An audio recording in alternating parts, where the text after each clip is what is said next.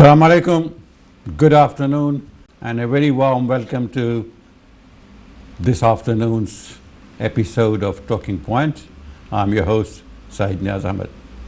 With me in the studio, after a long time, we have a guest in the studio because we've been doing virtual shows. A very distinguished guest, a very distinguished lawyer. He has been on the show before, Mr. Nasheed Rahman. Thank you very much for coming along and making time for us, sir. Thank you very much for inviting me to in your prestigious and well-known show. I'm humbled and honored. Thank you very much. It is neither prestigious nor well-known, but we try to do our job. From our side, from the viewer's side, it's a prestigious and well-known show. Thank you, sir. Thank you. Boy, what a week we had this weekend.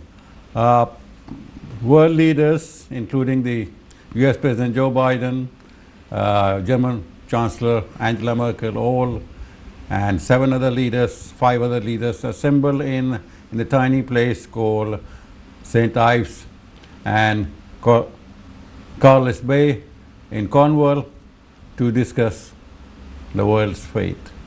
The meeting was the summit of G7.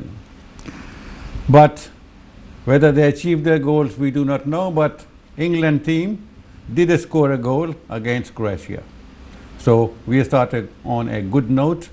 And sir, what do you think of this meeting? But before we go, what is this G7? G7 is history of 70s. And it changed its name so many times. Initially it was G5, then G6, then G7, then G8, again G7 plus something. Yeah, we So- need +3. Yes. So initially it was the answer of the OPEC and the oil crisis in 1973. The foreign ministers of 5 countries, we call it Liberty Group. They met in Washington and they want to answer the Middle Eastern bloc and the oil crisis. And also later on the IMF involved with this, that what would be the future monetary system of the world and how they may protect the so-called Western world economic standing, and also they want to stop the First World and Second World Cold Era regime with the then Soviet Union and China. And in 1975 it was the first meeting of G6, USA, UK, Japan, Germany, Italy and France. And later on Canada joined in 1976-77. 1998 Russia joined the group, and 2014 they kicked out them. So it's become from G5 to G6, then G7 with Russia, G8, and after the Crimea 2014 they become G7 again.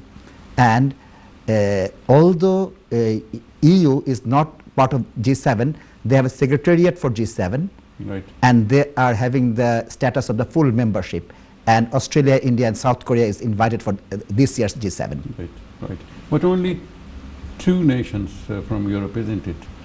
The UK, UK, France and Italy, three France nations. and Italy, yes, only 3 nations. 3 nations. But on the basis of those 3 nations being in the G7, so is EU. Absolutely. If we were not there, they wouldn't be there. I think it's a totally different ball game, because EU is parallel to World Bank and IMF in some context. So they want to make a balance. Have their presence. Absolutely, absolutely. Now, there were a lot of agenda at the meeting because the meeting was also, the summit was hosted by United Kingdom. So United Kingdom would normally prepare the agenda, and there were a lot of I have a long list, and let me go over it. It's very interesting to look at the long agenda, whether we are able to achieve or not, or half of it, or whether we just fail to understand the problems. The agenda of the 47th G7 meeting was, number 1 was COVID-19 pandemic. The second was equal global distribution of the vaccine. See, I think we have not been able to solve that problem. Absolutely. Even after the end of the summit. Then close economic coordination on recovery plans. Recovery plans means the post-pandemic Yes. economic situation of the world. New digital sales tax. See, that brings us to the new currency and all that, so cryptocurrency and Bitcoin. IMF to allocate up to 500 billion in SDR, which is a special drawing rights. And of course, the climate change, as they say, that we may not be the first to see this change, but we may be the last one to bring change, to solve this issue of the environment. COVID-19 pandemic, see, and how to handle it.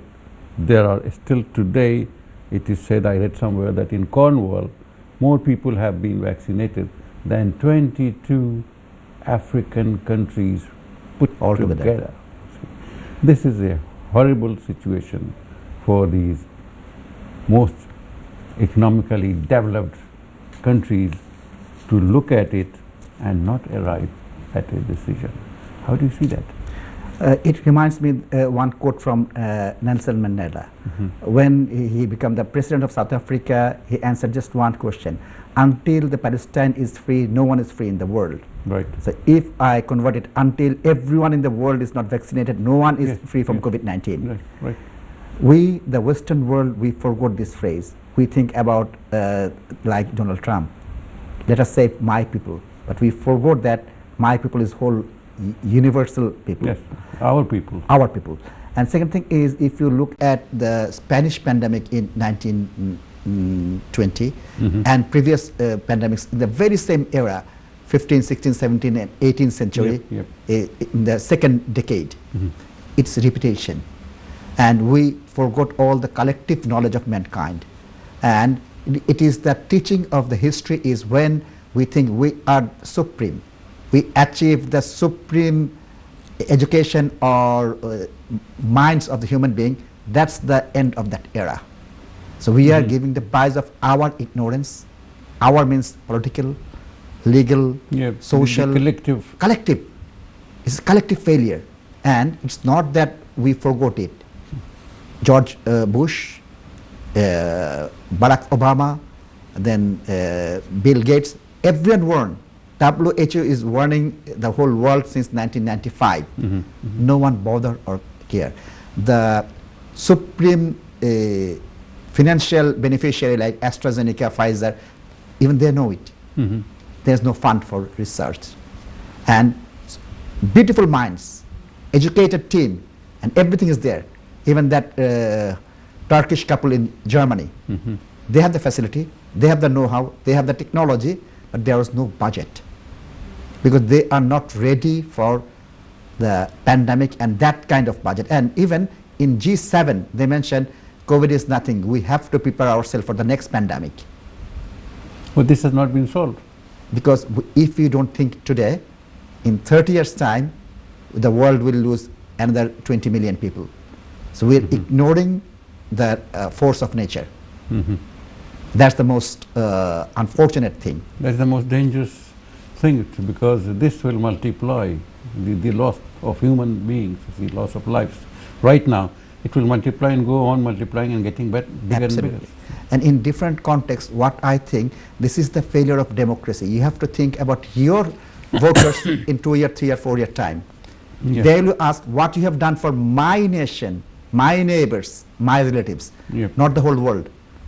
And you are not teaching them the whole world is your nation, your brother or your neighbor.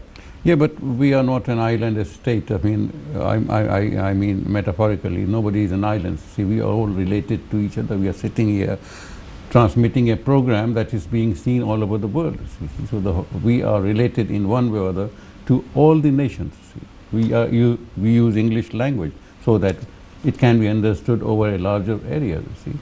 So our connection is with the entire world or larger community rather than just an organization like OPEC would be, the Organization of Petroleum Exporting Countries, see, or SAARC.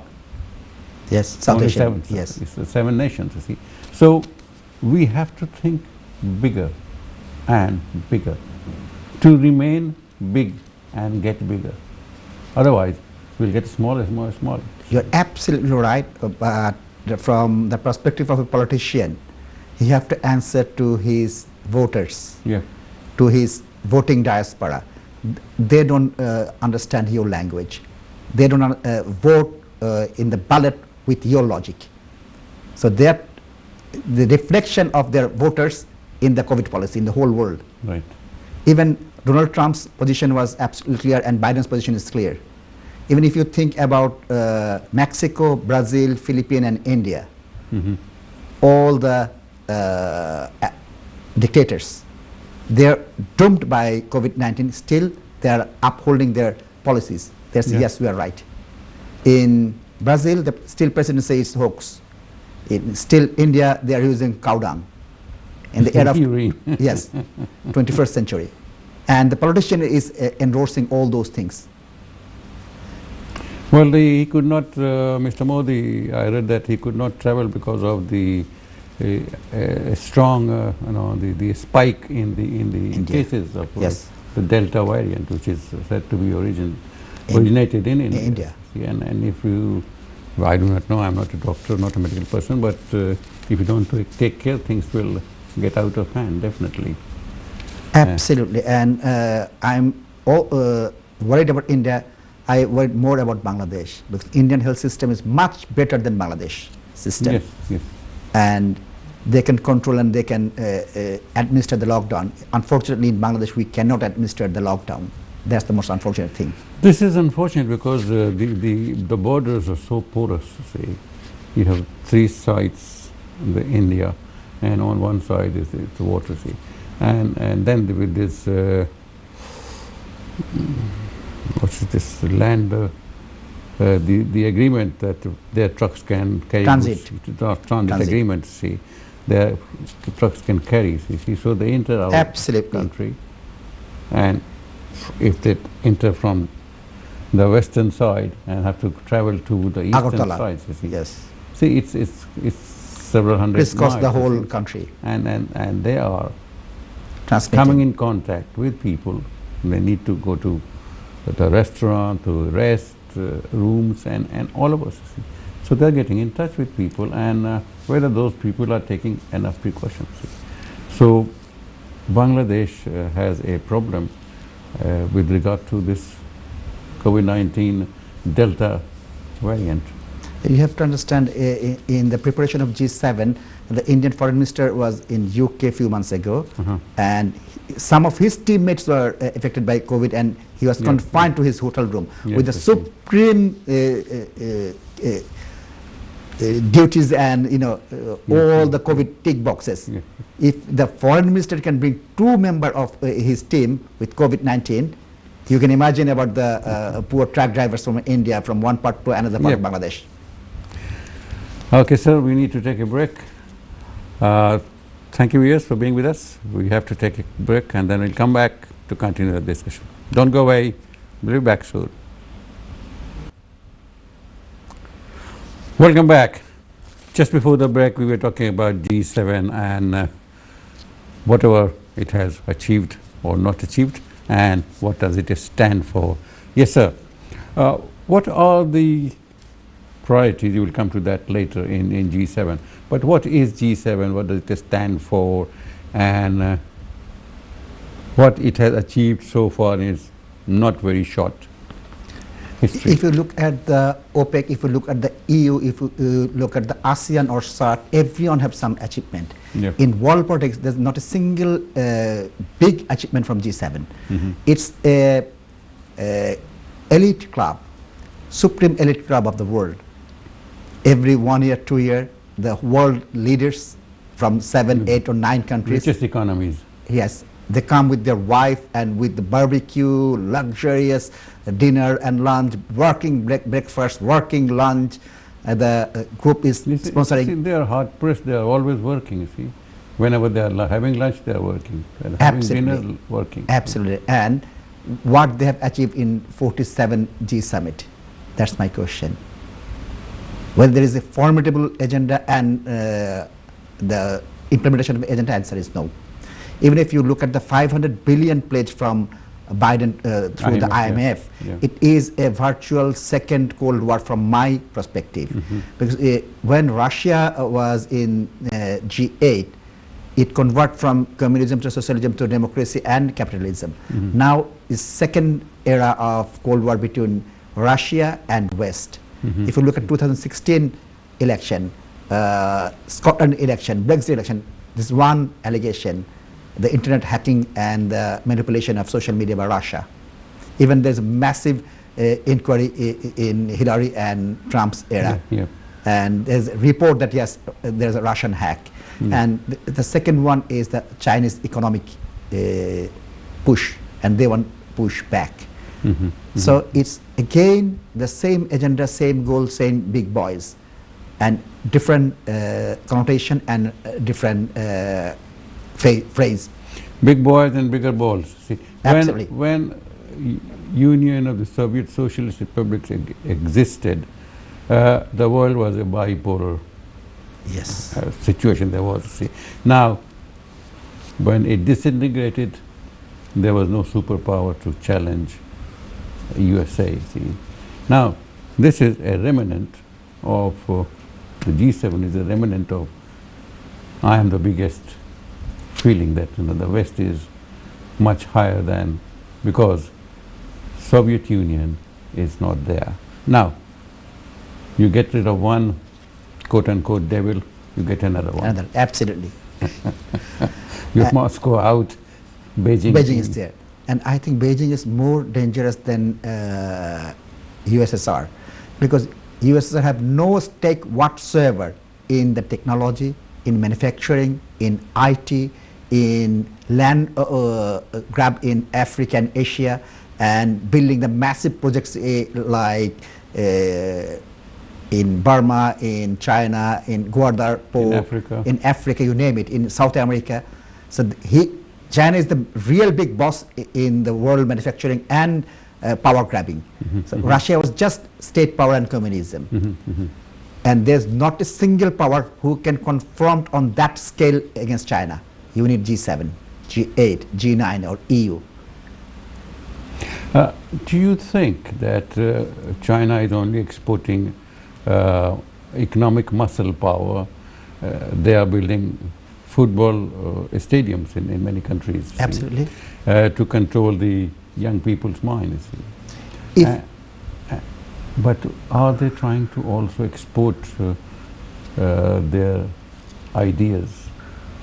I think so. If I take the three relative neighbors of Bangladesh, Pakistan, Sri Lanka and Burma. In Burma, I think 90% controlled by China. In Sri Lanka, I think 50% is controlled by China. In foreign policy, China and Pakistan walk in the same path. And in Pakistan, but that has been for a long time. Long time, that's a long time. And if you look at the Silk Road in Pakistan, that's the main infrastructure. And the Gwadar port and the security and the geopolitical strategy between China, India and Pakistan, that's a big game as well. China wants opening to the warm waters of absolutely the Arabian Sea. Yes, and that's the pathway is through Pakistan. And from that context, if I go to the Africa, China is the only one player. No one else is playing there. There's no match whatsoever. And in 20, 30 years time, Africa will be new Asia. So everyone is ignoring, even look at the Ebola, look at the Somalian crisis, Rwanda crisis. No one was there. China will be big boy in Africa, and if the West and so-called G7, G6 or G8, they ignore it for next 5 years, no one can compete with China in Africa. Funny you said that, because about 30 years ago, back in Jeddah, I met a Saudi important person, and he said that, what do you do? And I said that I teach languages and linguistics, and I also teach English. And he said, no, we should be teaching Chinese now. 30 years ago. 30 years ago. So very far-sighted. Very far-sighted. I still do not know one word of Chinese, but I understand the logic behind that and the wisdom behind that, you see, that he could see that. Economically, China is very prosperous. It has been loaning out huge sums of money to many countries. Even America is indebted to China. Yes. So whatever they say, they might be stage an organization like Quad, which met Yes. in Tokyo some time ago. China was not there. Yes. So to corner China, but can they? Do you think that with G7 in this shape, see, UK out of Europe, and the fear, as we were discussing before, the dissolution of the United Kingdom, can the Western economy really face the Chinese onslaught? I'm talking about the economic onslaught. Any policy in the Western world, you have to fight in three different sectors: local voters, regional, and global. China is fighting just one, global. Yeah. There's no regional or local. They are not answerable to anyone. Sure. They can do anything and everything. They can We don't even know what's happening there. absolutely think about Alibaba and Uyghur. Yeah. For just one comment, Alibaba is finished. Yes. And everyone is, so many documentaries, this and that about Uyghurs. Do China care? Answer is no. So they can implement any economic policy. They can dump billions in one project. They're not answerable to their voters or regional. They don't have to think. And international, they're playing. Even on the COVID era, their GDP is 7+. Their curve is going in geometric rate. And everyone is going down, and down. Except Bangladesh. Bangladesh and China, yes. Sorry for my ignorance. I do not know whatever that means, but it is On numbers and on paper, on numbers of absolutely. paper. Yes, I see. We make about 40 billion every year, $40 billion every year from remittances. See. So that's a big boon, but inshallah, we will have another show on that. See. In the G7 context, I want to mention Donald Trump. Yeah. For last 4 years, it was a hopeless journey for G7. And you have seen that picture, stiff Trump is sitting and everyone is surrounding him. It was the picture. And Joe Biden changed the whole thing. And he really wants to start the second Cold War with that 500 billion. That's the beginning, just the beginning. That's not rhetoric. That's a real economic war between West and China.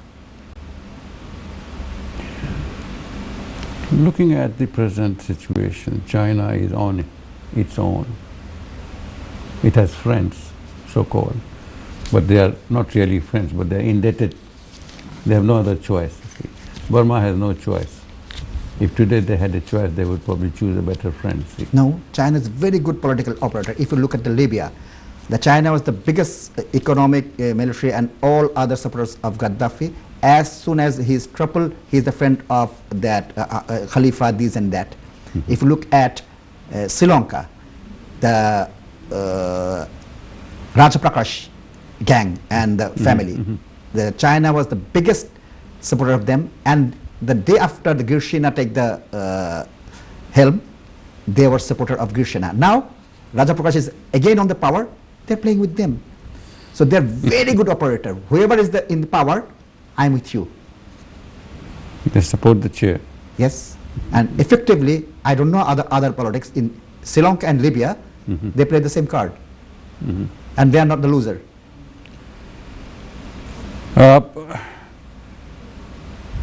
What are the UK priorities in G7 summit? UK has established a clear set of policy priorities for the G7. That was global recovery for COVID-19. After 3 days of barbecuing and dining and lunch, do you think we have achieved anything? I don't think so. I don't think so. And they don't meant to achieve anything. It was not intended. They want to The show the whole intention was world, there. yes, we want to do something, like first summit, 10th summit, 20th summit, 27th summit, and 46th summit. We want to do something. It's a showcase. The real intention is not there. The idea was that we should adopt a policy where we could supply the vaccines in a democratic way, so that other nations who haven't, so many nations have not even received one. So if we could share it with them, because as we talked about in the first segment, that one nation not being given the jab, Jab. if they suffer, they pass it on to somebody else, and Yes. somebody else, and Yes. somebody else, and see, and things fly like anything these days, see, because it's a global village. Now we are not safe, so we have to, for our own safety, we have to make sure we cannot put the entire African continent or those 22 countries in a quarantine. See, Absolutely. we cannot put them. See. We can't even put one person inside our house, you see, because the situation is such. You see, he has to be fed, he has to go to the washroom, he has to do this, he has to do that, he has to interact. So how can we put?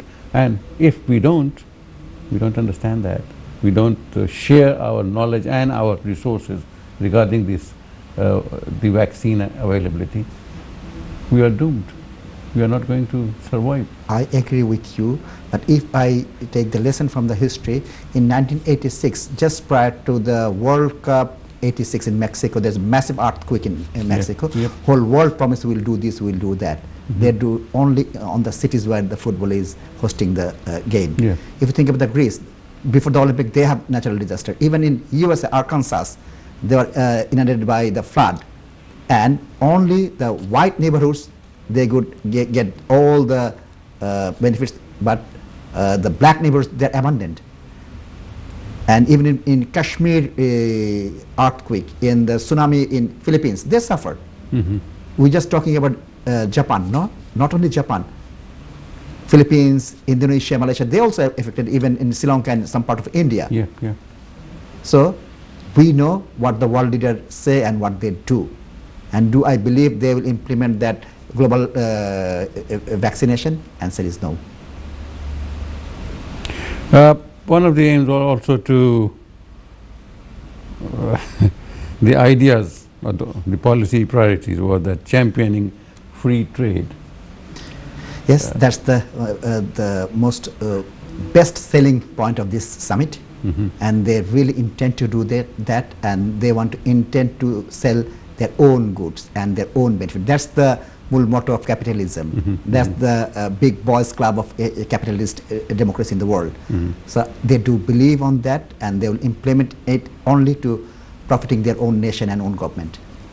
But as we go on a marketing spree, we go for shopping, you buy things, you see, and then whether it's clothes, whether it's trousers, whether it is technology or telephone, you buy things, you see, and most of those things are made in China. That's right. So where are we selling our goods? The big boys are not there. The biggest boy is there, China, but not the big boys. I think the Reagan and Thatcher, their policy was the biggest hurdle of today's West. They export everything. Like textile is gone, manufacturing is gone, steel is gone, all the electronics is gone. This is China, China, China. You have to think one thing, they are not innovating the ideas and the technology, they're just manufacturing. Yeah. With, That's true. with the Trump's technology bar, China is going down. Now everything's normal, they'll go up, up and up. No one is there to stop them. You're absolutely right. If I stop all the kitchens of my village and give everything to you, you can control me. When I subcontract you the cooking, I forgot that no, you're too powerful, you're too big. I forgot, and now we are cooking everything. So I have to listen to you, otherwise I have to be hungry. Okay, sir, Very we simple we need a break, and Absolutely. before the cooking saying what is cooking on the summit. We need a break, and we'll come back to continue with the discussion. Thank you. Don't go away. We'll be back soon after. Welcome back. Just before the break, we were talking about a lot of host of other things amongst this G7, against the background of G7 summit that has just concluded today. We talked about tackling climate change, and they say that we may be the first one or the last one to see the disaster that is facing the climate and the environment, but we could be, if we try, we could be the first generation to solve the problem. And we hope our leaders and the general public is up to it, and we understand the problem. We move to promoting shared values. This was one of the policy priorities of the G7. Whatever it means, I don't understand. What are the shared values? It's the Western value: democracy, freedom of thinking, freedom of movement, and the capitalistic free movement of cash as well. Right. And now is another meeting of mind about the climate change. As Right. Donald Trump is not on helm, he walked away from the climate pledge. So He thought it didn't exist. absolutely, and damage is already done. So we are behind 20 years. So they have to pledge something, and they have to do something. And if you think about the carbon footprint, Yep. the West is really trying hard. And even if you think about London, all the congestion charts and ULEZ and these, that, everything is for climate change. And if you think about that climate warrior, they paint the walls, they stop the DLR, they stop the plane. And the young girl from the Sweden, Yep. she is the world famous thing. People are now evoking about the climate change, and you are absolutely right. I think we are the last generation, We can set it right if and we can. who either will doom the whole world, or we may take the initiative to save the world. Inshallah, inshallah, Inshallah. we'll save the world, inshallah. We were talking about this, this new buzzwords like cryptocurrency, Currency. bitcoins, and there are other buzzwords. We'll talk about that. But how is cryptocurrency and the bitcoins? There was also some time ago there was talk of gold coins. The petrodollar should be paid. That's what I think Mr. Gaddafi and Saddam Hussein. They were punished for that. So they wanted not in dollars, the payments, but in gold currency. How far have we progressed from those days up to this? From my perspective, what I understand, the cryptocurrency is the real challenger of the monetary system of the current world.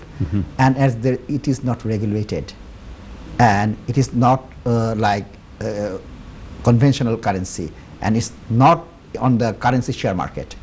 So it's really on the value of this currency. And think about the Elon Musk or any super tech person. They just tweet one tweet and it goes up 20,000 pounds, 30,000 pounds. Right. It was just 1p for 1 Bitcoin 2019. It's now 60,000 pounds. Right. If you think about, you buy 10 Bitcoins, 10p, Who gets the money? If I buy Bitcoin today, who gets the money? the owner of the Bitcoin. So you can have, you don't have to own of 1 Bitcoin, 60,000 pounds. You can buy fragmented. You can pay bus fare or this and that in some countries with Bitcoin. So it's really a virtual currency, and most of the time we are not carrying cash.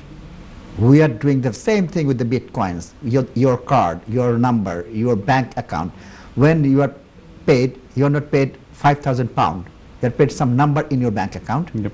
And you spend 90% from number of that bank account. So virtually cash is not there. No, like the contactless. Contactless, that's the number. That's the Bitcoin as well. So think about the Facebook's Libra. They want to bring the Facebook Libra.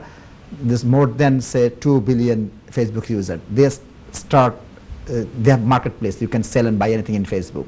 If they start with that Facebook coin, with Amazon coin, with Google coin, and with Microsoft coin, just 4 big tech, the world economy will be doomed. Petrodollar, pound, yen, or euro will be doomed, because people will be comfortable with, yes, I am owner of this. No one is buying or selling it in the stock. No one is controlling my life. There's anarchists in the world, in good way, in bad way. People are thinking about this, and if you look at that Play Shop Bitcoin, a small company, people say, yes, we want to rebel against Wall Street, and it goes to £1 billion. So world leaders are really, really worried about Bitcoin and cryptocurrency. And in another note, world leaders are also of the common values. They're thinking about the big tech giants. If you look at the personal loss of Donald Trump, it's not personal loss, it's a political loss. Think about anyone in the Western world. They're odd with the big techs. Facebook, YouTube, Google, 5 companies, they banned them. You can guarantee he will lose next election. On the common value. They want to keep their political supremacy over the technological supremacy and tech giants.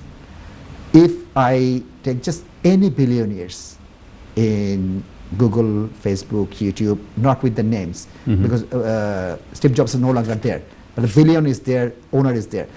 They can control 5 small countries in Asia and Africa with their might, their power, their technology, and their money. Thanks God, still there's not any lunatic like Donald Trump want to do so, but possibility is there. With entrepreneurs and with the dirty mind, anyone can be that billionaire and doom the economy or politics of 5 countries. That's a real threat for the world politics. Are these 5 giant countries aware of it? I'm sure they are. Absolutely, and that's the common value.